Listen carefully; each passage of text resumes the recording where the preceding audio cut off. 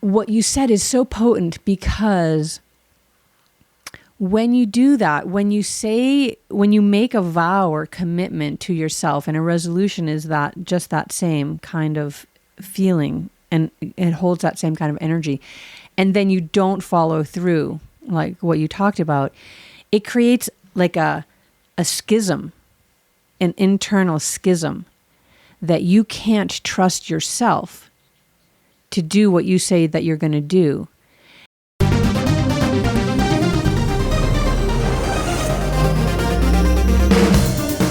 Welcome to the world of energy, where science meets spirit. Ancient wisdom merges with cutting-edge knowledge, and the possibilities for a healthier, happier you are endless.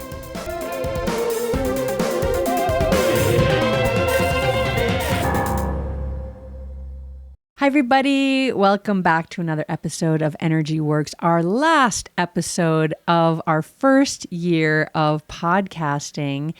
And we're really excited to, last week we talked about reflecting on the year past. And this week we're going to talk about reflecting on the year to come and how each of us do that. And it's funny that I just said this is the last podcast that we did, because that's one of the things that we have reflected on together, how this has gone, how it's landed, how it's received, how we feel about it. We're actually going to do some podcasts at the start of next year about how we both feel about this podcast, because it's brought up some emotions for both of us that were unexpected. So we're going to talk about that and sort that out with all of you. And then how we look forward. So I'm just going to start. I shared last week about how I like to lie down in the snow and just sort of let the year flow by me and let myself experience it again in my mind's eye. And I sort of take mental notes about how it went and what I liked and what I didn't like. And then even as I'm doing that, I start to think, which of these threads do I want to pull forward into the next year's tapestry?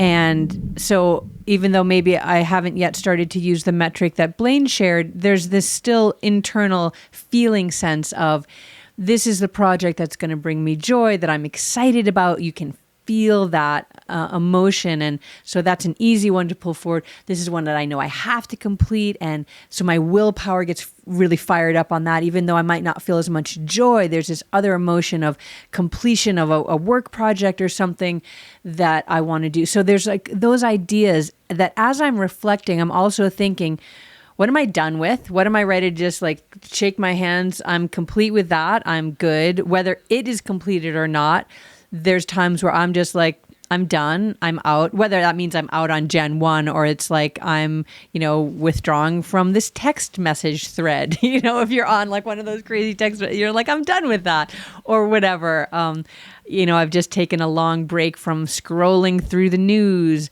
And do I pull that forward into the next year, or am I? So this is the junction point where now I look at all those threads and I kind of synthesize and I figure out what are the ones that have to come forward because it's a project that's ongoing and multi-year or something.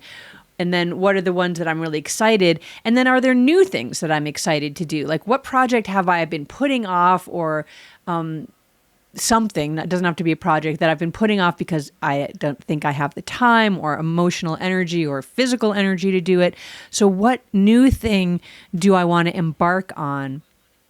So I've got all of those things swirling. And then at some point, when all that swirl kind of quiets down, I like to get really, really quiet and still. So that's sort of like the chitta vritti of the meditation. It's like I let everything flow. I let everybody talk. Every idea gets its time and space, and it gets to go as long as it wants and see all the way through. I mean, sometimes I have ideas that come through from like beginning to like the logo is drawn in my head, and I've got the LLC already. Like it's that baked already fully just in my head. So I'll let those ideas just flow around for as long as they want to, all the new ones, all the exciting ones, all the drudgery ones, all the things that I'm going to do. And then I let myself, after these all percolated and bubbled up, silence, stillness, quiet for a really long time. And what I'm waiting for then is I ask for a theme. Usually it's one word. Now my psyche knows that because I've done this now. My psyche knows what's coming, but I don't know what it is. And so I just get as quiet and still as like the deepest underground lake or something. And I wait. And I've asked for it. And then it will come up. This word will bubble up. That's like, this is my theme for the coming year. And then I kind of use that word as my umbrella that really holds the context of everything that's going to come forward for the next cycle, the next big cycle, the next annual cycle. So we'll talk more about that. But go ahead, Blaine. What do you do?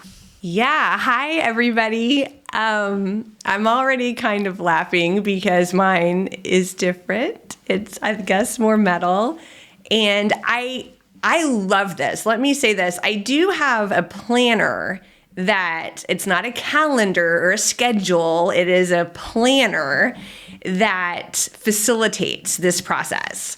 And I get excited about doing this every year. Like, it really stokes me up. And I've done years where I get buy all these stickers, and I have my stickers and my colored pens and the highlighter and, all this kind of stuff. I don't do the stickers and the colors and all that as much lately. I doubt I will this year. But it is a situation that I get really excited about. And so we talked last week about how I go through everything that I've been doing so far. So it's not new stuff. And then I decide some things are going to go if I've decided that that's something that is not giving me energy, or maybe even is energy neutral. I do use the excuse of January 1st to call somebody up and be like, hey, I'm making some changes in the next year, and this isn't working out anymore, or, this has run its course, or, and however I'm going to say it, because I have to release some things to make room for what is new. That is the only way that it works. But, I say it kindly. And then I like to think that the person on the other side is relieved and that they're just glad that I was the person who had the courage to say it first, or something like that. And that I'm actually doing us both a favor. And I don't know, it's rare that I get very angsty about it or anything like that. It's always done with love and good intention. And so then as I'm looking now, I've cut some stuff loose. And there's so many things. I have more things I want to do than I have time in a year. And so through journaling and meditation, I cull out the things that I think are realistic, because I don't want to set myself up for too much and stress and failure and all that sort of thing. So the things that I can realistically do given my other responsibilities and my job and all those sorts of things that I want to take on. And then I look at it from the year view, the quarter view, the month view, and start to plan out what I am going to do when. And like I said, I have a calendar that facilitates this. And so I plan it out. And then I know, Lauren, we're going to talk about this as, it's little mini reflections as the year goes on. If it's something I'm still energized about, or, needs to move, or, that sort of thing. And so it's quite a, like I said, it's a planner. It's not necessarily a calendar. And so the planner does have, months and quarters and that sort of thing. But, it's not like May 1st, May 2nd, May 3rd. It's a little bit more at a higher level of what you want to do when. But like I said, I have a ton of energy around doing it. I really love the sitting down and planning. I think it's fun, and I like lists, and I like organized. And so I really like this getting it out of my head and onto paper. But then again, it sets me up for a situation that I have to do reality check, because life's, right? Life is going to happen. Life is going to life. And so there's no way that everything I do in this exercise is actually going to happen the way that I wrote it down. It sounds really fun. I like that. I like doing, I'm a huge calendar person too. I love a calendar. I like a physical calendar, not the phone one. And I like to write everything out too and sort of look at the whole year of the big picture things. I don't do so much of that with the the mentoring things and the sort of smaller things that kind of fill in the blanks. But the big picture things, like, this coming year, we're launching a really big final course. And so that's taking a lot of energy, and that plugs in a bunch of things. And so I like doing that too, and just seeing, what retreats are coming. I usually start with what my work life looks like, because that determines where everything else flows. Because some of those things are sort of non-negotiable in terms of the scheduling of things. But I love that idea of doing all of it. It is really fun. And I love how much passion you have around it. It's awesome. It is. It's so fun. And then, those of you who know me personally probably already know I do keep a digital calendar. Like, my schedule is actually an electronic schedule in a Google Calendar. And so I have this paper planner, which is, the higher level goals stuff. But the actual, if I'm going to write a book and I have to write 2 hours a day to get a book done, the planner is where you're going to see from this time to this time, work on book, from this time to this time, do that. And so I don't do that in this paper sort of thing. That part is on the digital calendar. But I think it's important to mention that, because that's how it happens, right? It doesn't happen because I wrote it down on this planner. It actually ends up happening because I put time in my calendar to do the things that I need to do. And so some of my goals are athletic. I like to run. I like to I do different forms of triathlon or duathlon or running. And so there's different types of races. There's different distances. There's the road. There's the mountain. There's all kinds of different ways you can do this. And I challenge myself in different ways. And so I might write down that I want to do a Olympic distance duathlon. But then, in order for me to do an Olympic distance duathlon, I have to do a certain amount of running and biking. And so, every day, my time that I run or that I bike to get to the duathlon, to the month that I want to do it, that part goes on my calendar. Or like Lauren said, the business, we have this massive course coming up. And actually, we have a lot of cool things planned for 2025. And so I can write those down on paper and make sure that I haven't put too many things, to actually, I won't have time to get my work done on paper. But then, my day by day, hour by hour, what are all the steps I have to do to get there happen in my digital calendar. That might have been a little too much information, but that's the nuts and bolts of how it works for me, a metal element. I am now laughing because we're going to have to do many more podcasts on elements and your own personal element and how that works for you. I'm laughing because I'm thinking to myself, how do I personally get anything done in my life? Because there's nothing that I do that comes even close to that kind of level of organization of time. And I've written and published 3 books, and now I'm like, how did I do that? Because I never wrote I will be writing this much today, or I will, I am such a water in terms of that. It's just oh, I guess today, well, let's see. Every day, it's I'm a goldfish. Every day is a new day. What are we doing today? There's no 2 days of my life that are exactly the same or that are scripted out or, so I love that you do that. And you're if it's on the planner, that doesn't mean it's going to get done. It's got to go onto the calendar. And for me, if it's on the planner, somehow it will happen. And it seems to.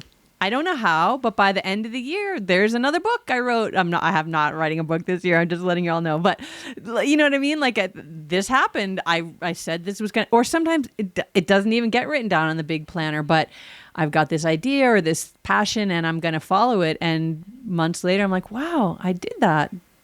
Cool. It wasn't written down anywhere. So I just am laughing. Like, how do I get anything done without that level of precision with your time?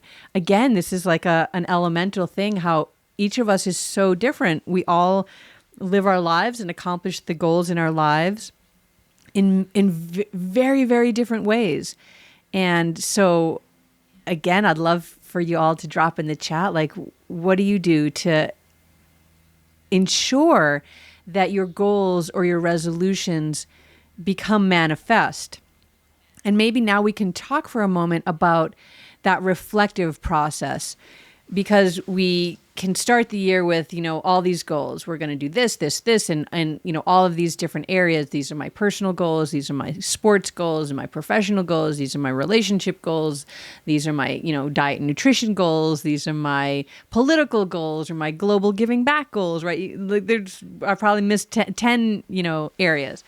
So then we get into the year and we get into the day by day and you're like, oh my God, this is so dragging me down. Or, oh, I can't believe I have to do that. Why did I sign up for that? Like, have you ever had that experience where you're like, oh, I told them I would do this and now I really don't want to, but I said I would. So there's all of that back and forth in your head. And now I'm not doing the thing I really wanted to do. I'm overwhelmed. I have too much to do. And then flick, flick, flick, flick, flick goes all your New Year's resolutions. And then especially the ones that you were really determined to make, which by the, I think if we looked at, polls or something like that, like most people, the New Year's resolution, there's so many about diet or alcohol or drug use, right? That people want to minimize, or, like big, intense, difficult goals without really taking into consideration maybe all of the reasons around why those things are in your life in the first place, because we don't really do that so much at New Year's. They're just like, I'm stopping sugar January 1. That includes all alcohol, and not looking back of like, well, have I been using sugar to self-soothe, and what is it that I'm trying to self-soothe, and maybe I should look at what that is and then resolve that, and then the sugar will fall away. But we don't really do that. We're just like, sugar's done, alcohol's done. And you're like, why am I so angry about everything? And why is everything so difficult? And so we want to take time to review these choices that we've made and not be so committed to our commitment. And I don't want that to sound the wrong way, but to just that, like, I said I'm going to do it, so I'm going to do it, hell or high water, do or die. But really, is that the best way to go about these changes that you want to bring in your life, whether taking out things or adding things in, to just say that you're going to do it and then nothing is going to stop you from that path? Or it didn't work day one, I'm throwing it out, and then nothing's going to keep you on that path. Instead, can there be some self-reflection? And both of us use that idea of not just an annual self-reflection like we just talked about last week, but checking in with yourself more periodically. So I think both of us do this, and this is a very yogic thing, is you check in on the new moon. This is the time for new beginnings, and you just sort of check in. So how do I need to start a new thing, a new project, or I'm reflecting back on how my last month went. And then we check in on the quarter points as well, the equinoxes and the solstices, which is very earth element time. It's about really grounding into who you are. And so that point happens between the changes of the season. So you get an opportunity to look at, okay, how did that last season go, that last 4 months go, and what adjustments do I need to make going into this new season? Because even if you've got a through line of, for you, Blaine, like you're training for this Olympics, but your training in the winter is different than your training in the spring, is different than your training in the summer, is different than your training 2 weeks before the event, right? So you're always reflecting back, and it's always a feedback loop. How does this work? Good, keep going. Bad, shift. Good, keep going. Bad, shift, right? So that you've got this kind of a really granular presence with your life, and not just like, this is what I'm doing, but like the ability to shift in the moment, to be responsive to that feedback loop. And so I'll leave it there and turn it back to you. What do you think? Yeah, I totally agree. It's this unmeasurable balance, balance not being equal, this flow of everything that's happening at any given moment that is weighing in on this. And I feel that it's this masculine energy and feminine energy. We can call it yang energy and yin energy. And there's different words that are similar, but it's quite, or the container versus the flow. That it's very masculine, to use that term. This isn't gender, just the energy, to be like, I said I'm going to do it. I wrote it down. Come hell or high water, I'm doing it. Nothing's changing, right? And then on the other side, it's feminine. Again, the energy, not the gender, to be like, but I have this new idea now. Like, I don't even care about that old idea anymore. That's yesterday. Like, now I want to do this. And so let it go, right? And move on to this other thing. And then, but, most of the time it's somewhere in the middle. You have to decide, is this something I committed to doing it and I'm going to follow through? Or is it something that's like, I'm not in the mood for that anymore, or it doesn't interest me anymore, or the energy has changed and this is now important to me and this is not important to me anymore. And so I'm going to let that commitment go and I'm going to go do this instead. And it's never any one answer because we're all different. The energy is changing. I think as a energy medicine yoga leader and as a coach and as someone who accepts money from people to, give them classes, courses, one-on-ones, whatever it is I do, if I've accepted money and made a commitment to do something, I feel very strongly that, I'm going to sit in that container of masculine energy and follow through on what I committed to because it affects other people. Versus if it's something I was just kind of a creative project I was doing on my own and my decision to drop it or not doesn't necessarily affect anybody else, I think about it differently. And that's just one example. There's a million layers of complexity of the right thing to do. Because the right thing to do 100% could be drop it like a ton of bricks and move on to something else. Or the right thing to do might really be follow through on what you said you were going to do for a bazillion different reasons. And so that's this reflection, be it, every day, every minute, every new moon, every quarter point, when it's up in your face and you got to deal with it right then, whatever that is. But I think what's important from the energy perspective is allowing all possibilities. And can you, instead of, prejudging, can you tune in to the energy of the moment, the demands of the moment, the situation, that everything that's going on, consider all possibilities, and then come to the one that you believe is most right.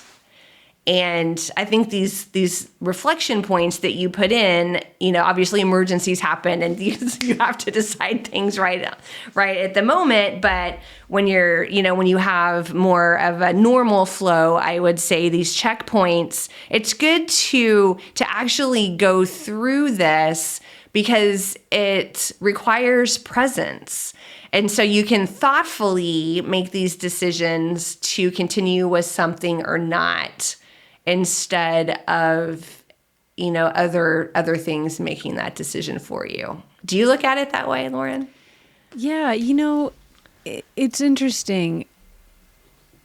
I was listening to a podcast with Liz Gilbert not that long ago, and she talked about a similar thing where if you've got to look at why you want to drop a project, and see if you have a history of starting and dropping things, then when the hit to drop it comes up, you need to look at that and see what that is. Versus if you have a history of following through and manifesting things, and then you're in the middle of a project and you're like, I think I'm going to drop this. That's a different energy of that you're coming to it. Like you've completed many things, and this one you're feeling you just don't want to, for whatever reasons are coming up for you, versus like, oh, I just don't feel like doing this anymore. Now I'm going to do that. That's the better idea, right? But you've never really followed through to know what that feeling of completion, because every project, no matter how amazing and inspired and incredible it is, every single project has the part of it that is like drudgery and annoying and like difficult and not fun anymore, and you're like, why am I doing this?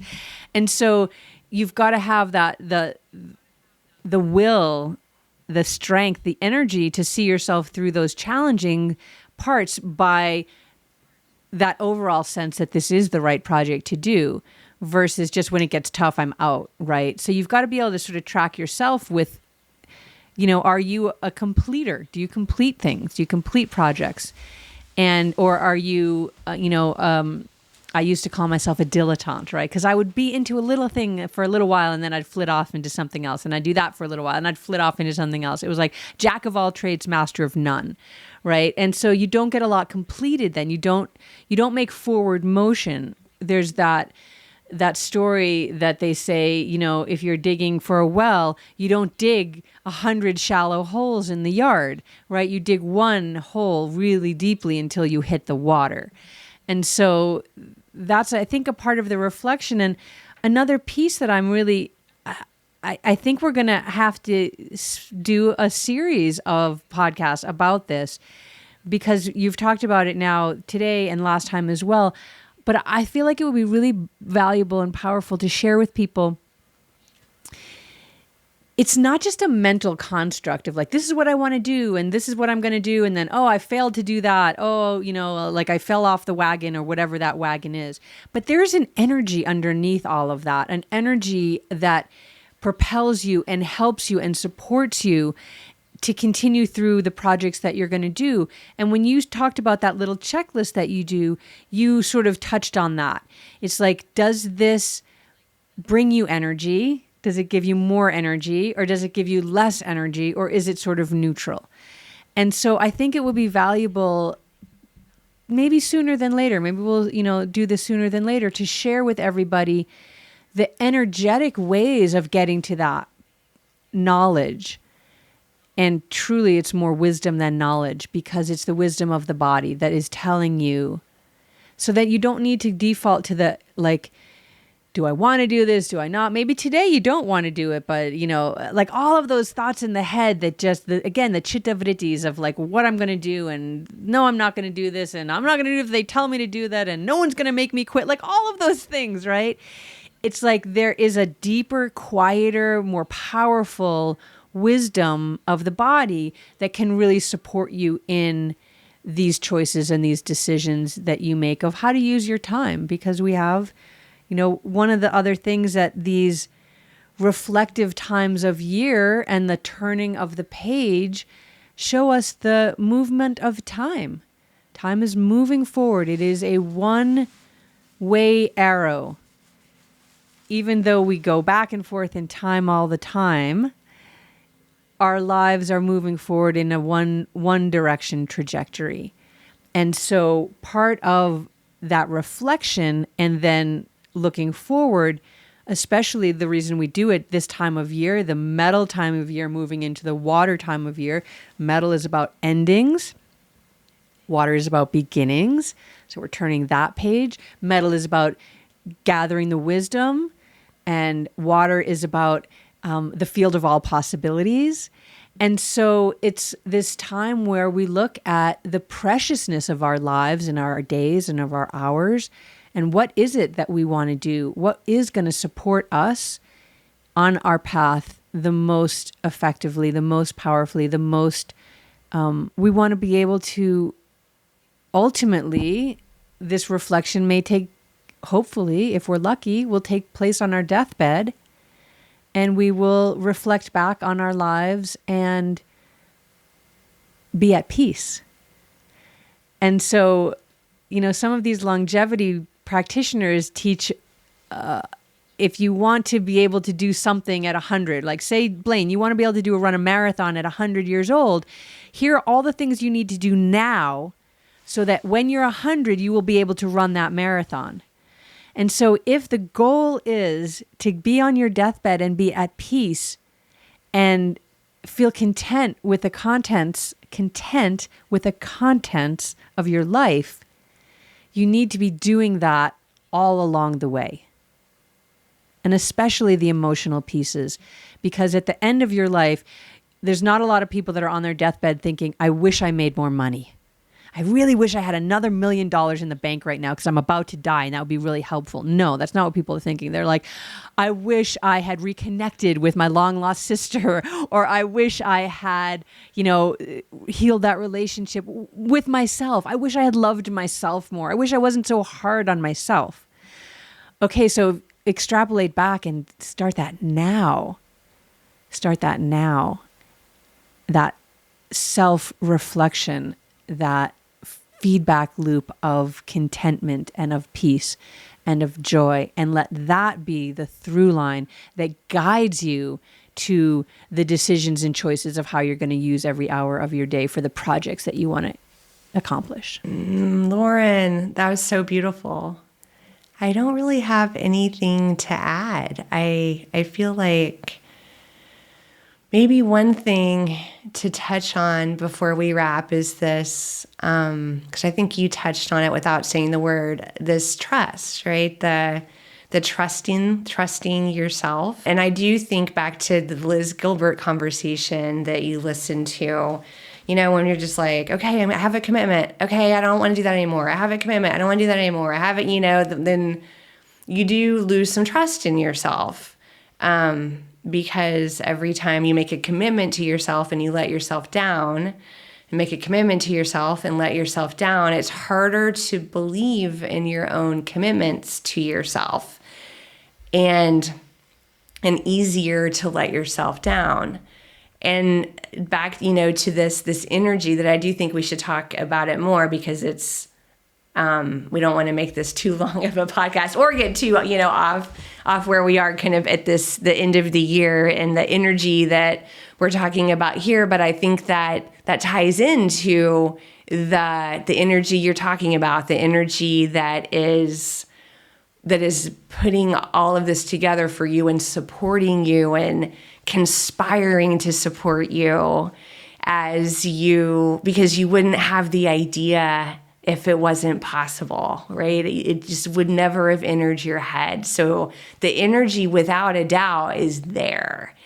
But the trusting in it and trusting in yourself, I think, is another big part of this, because like you said, the chitta vritti, the mind can tell us a whole bunch of other stories that are otherwise. But I think what you just said, Lauren, is incredibly beautiful and potent.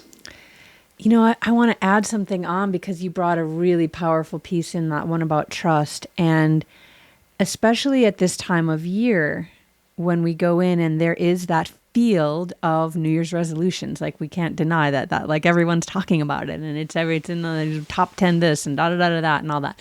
What's your resolution? And what you said is so potent, because when you do that, when you make a vow or commitment to yourself, and a resolution is just that same kind of feeling, and it holds that same kind of energy, and then you don't follow through, like what you talked about, it creates like a schism, an internal schism, that you can't trust yourself to do what you say that you're going to do.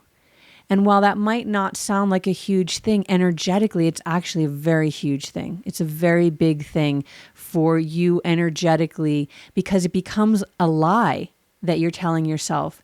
And then your own body, mind, spirit starts to distrust like the captain of the ship or the ego of the ship that's like, I'm going to quit sugar. Right. And then 2 days later, someone brings brownies to the office and you're like, oh, okay, one little piece won't matter. Okay, so you just had a divide inside, internally, energetically from I'm going to do this. Now I'm not going to do this. And essentially you lied to yourself. And so that's a really important thing. So as we're going into this season of making these resolutions, can you be a little gentler and a little more honest with yourself? So not to say that you're not going to set goals for yourself, because I think that's a really powerful and positive thing to do. But to also acknowledge the challenges, to bring support to yourself so that you can stay in integrity with yourself. Even when you then are going to, like in this example, if you're going to fall off that sugar wagon and you're going to eat that brownie anyway, how can you do that in a way that stays in integrity with yourself, the self that is trying to not eat sugar anymore? And there's an energy that can support that we're going to share with you, and ways for you to feel nurtured and supported in your choices. And I'm pausing here, and I'm going to kick it back to you now that I opened up a can of worms, because how can we? I want to like end this in a really positive note, but I also do think it's important for us to recognize the times when. And I've done it so many times, and it took for a friend of mine to say to me, you know, you're lying to yourself. Why are you lying to yourself? Just don't say that you're not going to do that anymore if you're going to keep doing that. I get that you want to stop doing that behavior, but you haven't stopped doing that behavior. A part of you wants to stop, but a part of you doesn't want to stop. And so you're creating this divide within yourself between those two parts. And we could do a whole episode on parts work as well, for those of you who know that, internal family systems, right? There's parts of you that want to do things and parts of you that don't want to do things. So how do you get them together so that you don't have that schism and that, you know, that inability to trust yourself? So I just unwrapped a spider's nest, and now I'm going to pass it off to you, Blaine. Well, I'm definitely not going to get into IFS right now, because that's a whole other thing. But I guess for a simple answer is don't overcommit, and maybe, don't commit to much. I think listeners, if you're the person who maybe has lost some trust in yourself, or if not, right? I mean, you know this.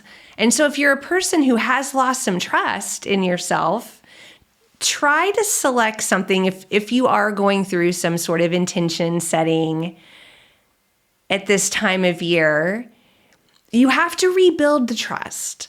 And so go small and not too many things, because you can rebuild the trust on tiny little steps. A small thing that you can do, follow through. A small thing that you can do, follow through. And then maybe a little bigger thing. And so stepping back up, I think is the way to go. Pick little thing. I'm going to fold my clothes when they come out of the laundry every time and get them in the drawer, I mean, something that you can really do where maybe there's not some addiction or some crutches or some self, you know what I mean? Just things that are easier, because you 100% can rebuild the trust. And so really focus on setting yourself up for success. I love that so much. And one of the reasons I love that so much is because it really speaks to us of the power and the need of community, because it is together that we learn from each other. We learn tools and tactics to be able to grow on our own paths together. And it also teaches us that we're not alone.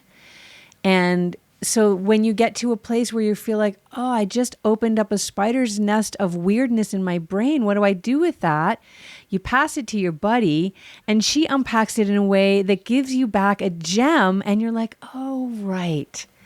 You can rebuild your trust, tiny steps, baby steps, and it's all there for you. And so thank you for that double teaching, Blaine, of of how we move forward into this new year. And one of the things that Blaine and I are working on in this new year is growing our company and our offerings of what we can do to support other people on the path to healing through energy work.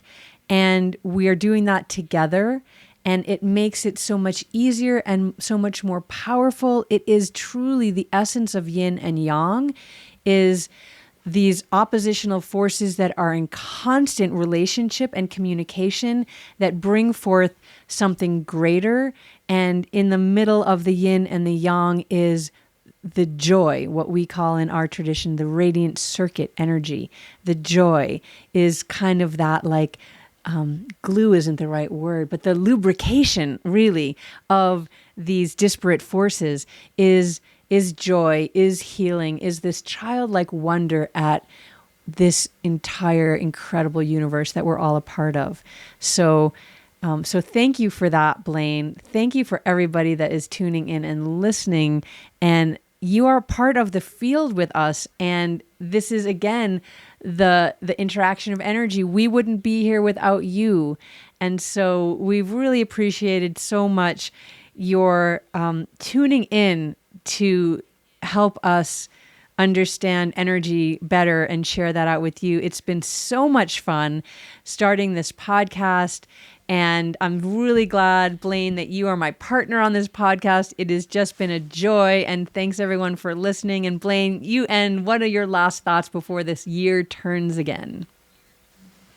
Back at you, Lauren. I'm so grateful that we get to do this together. It's super exciting and fun. I had been looking for a podcast partner for a long time, and you were right in front of my nose, and we finally figured it out. So happy New Year to all of the listeners if you're listening to this at the time it comes out, or happy rest of your day if you're listening to this sometime in the future, and we will catch you next year.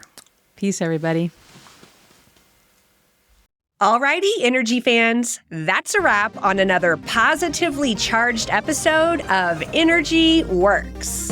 Lauren, this is the part where we get to use our energy puns. It's been electrifying, hasn't it, Blaine?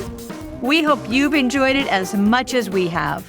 If you're feeling amped up and you want to keep your energy flowing, be sure to hit that subscribe button on your favorite podcast platform. And we'd love to hear from you, so please take a moment to leave us a review. Your feedback helps us continue to deliver content that resonates, so light up our inbox. And spark a conversation with your friends to tell them about us. And we'll see you next time on Energy Works.